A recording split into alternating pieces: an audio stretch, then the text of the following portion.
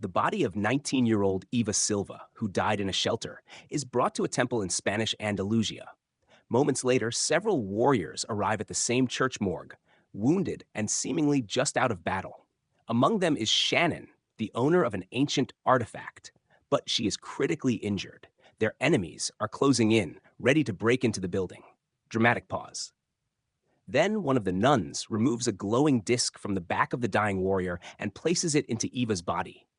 The nun is killed moments later, but something incredible happens. Eva comes back to life. At first, her body struggles to obey her, but then she notices a strange red mist filling the room. Instinctively, she swings a random object, and to her shock, the mist vanishes. Shift in tone to a sense of wonder and curiosity. Eva stumbles out of the church basement, intoxicated by the fresh night air. She wanders through the city until, bam, a car hits her, sending her flying into a clothing store. But before anyone can react, her wounds heal instantly. She changes clothes and steps outside, catching her reflection in the glass. She looks normal.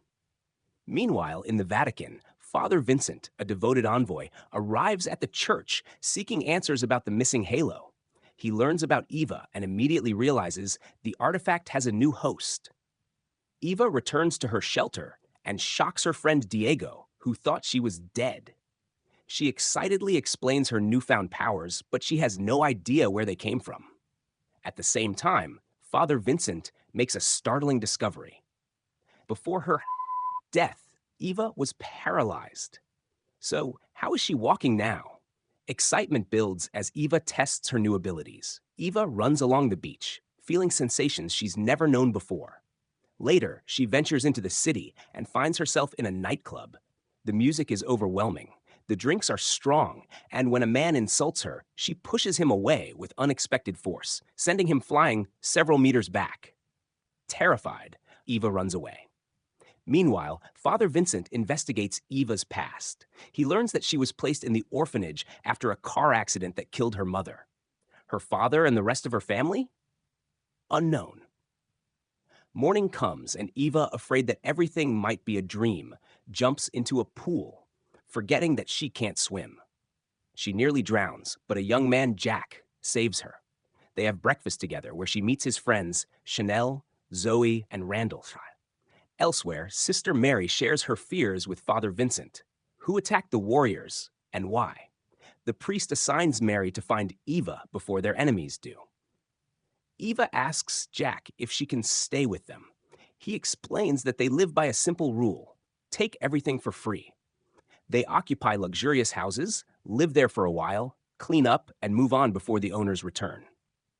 Eva is intrigued by their free-spirited lifestyle and is invited to another party. But amidst the flashing lights and wild energy, she spots something horrifying: the red mist.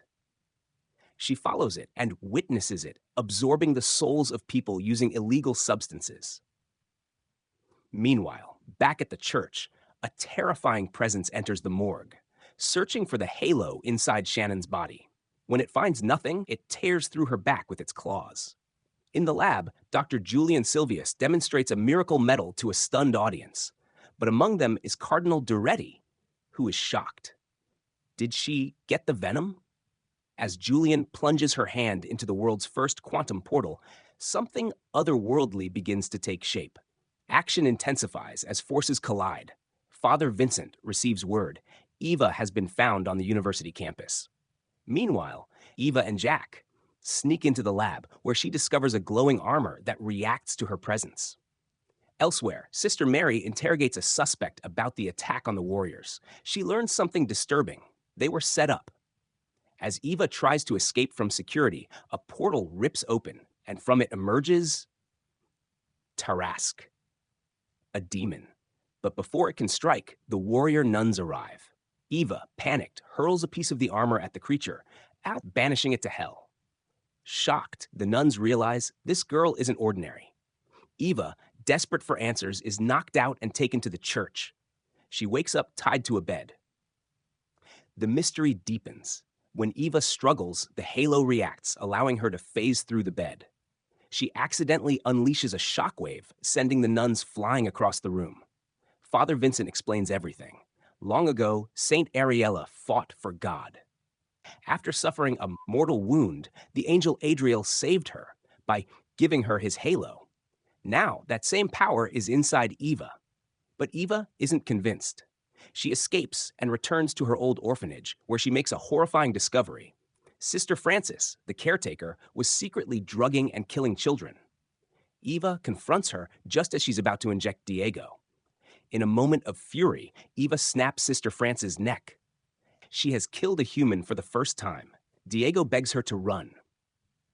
Meanwhile, Dr. Julian studies the video footage of the demon attack and orders her guards to find Eva. Eva, still shaken, is found by Sister Lilith, who attacks her. A fierce battle ensues, but before Lilith can cut out the halo, Tarask returns. The demon skewers Lilith with its claws, dragging her into the abyss. Eva is left horrified. Eva flees with Jack, but the Vatican is already preparing for war.